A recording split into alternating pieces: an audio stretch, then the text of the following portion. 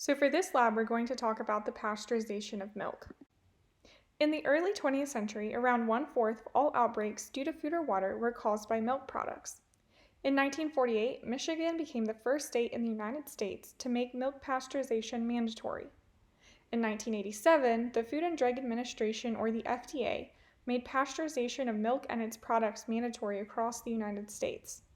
There is one exception to this rule. Cheese that's made from raw milk must be aged for 60 days. Today, dairy products have one of the lowest rates for outbreaks out of the major food products. So what is pasteurization?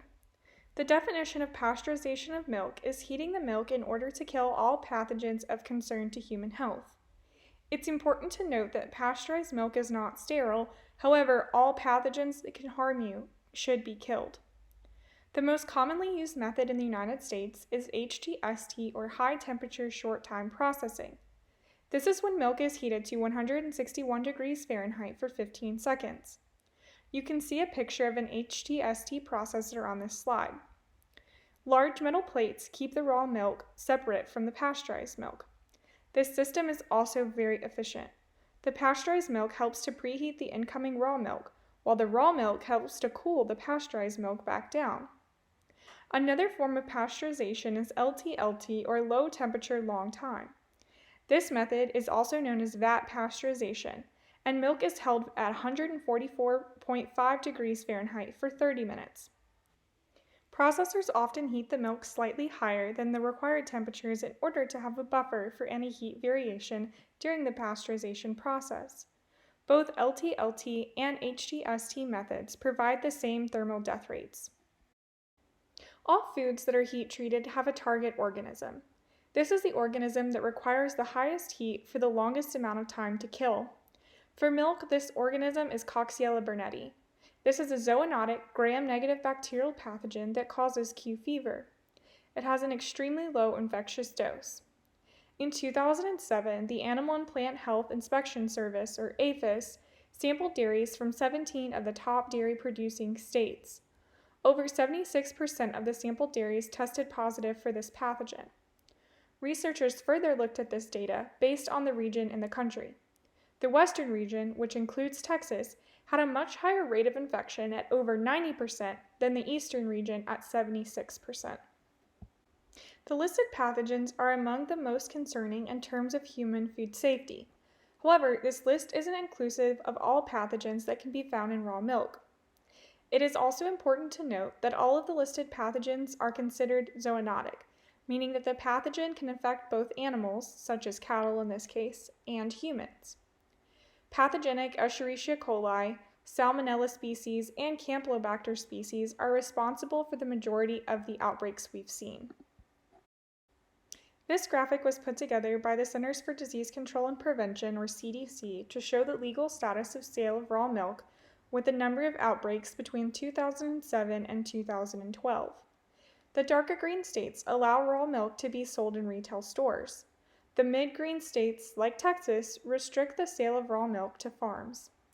The very light green states allow milk to be sold through limited sales like cow shares. As a side note, a cow share is when a consumer or consumers enter into a contract with a farmer, where the farmer feeds and houses the cow and also provides the labor to milk the cow. The consumer is then entitled to the milk from that animal. Orange states have made the sale of raw milk illegal. You can see that the number of outbreaks is associated with the bubble on top of each state. Currently, only around 1% of milk in the United States is consumed raw. However, that number is increasing. Outbreaks between 2007 and 2012 were 4 times higher than outbreaks between 1993 and 2006. With the influence of social media and consumers wanting more natural products, there is a thought that raw milk is healthier than pasteurized milk. We'll actually talk about that more later in the video. Currently, raw milk causes more than 50% of all milk-related outbreaks in the United States. Between 1993 and 2012, there were 127 outbreaks related to raw milk that were reported to the CDC. They included almost 2,000 illnesses and 144 hospitalizations. Out of these outbreaks, 59% involved at least one child under 5 years old. Recently, in February 2021, there was a recall of raw milk from a dairy in Washington state due to Shigan toxin producing E. coli. Let's go over some frequently asked questions associated with raw milk. So, is raw milk healthier than pasteurized milk? While some enzymes are inactivated by heating, such as pasteurization, scientists do not think these enzymes are important to human health. Some other vitamins, like vitamin C, can also be affected by heat treatments, but milk isn't a major source of vitamin C for humans.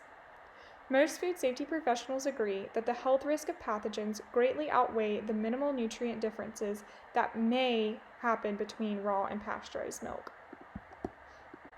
If my farmer uses grass-fed animals and/or uses organic practices, is the milk safer? No.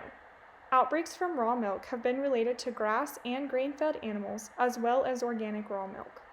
If the animal was raised in sanitary conditions on humane farms, is their raw milk safe?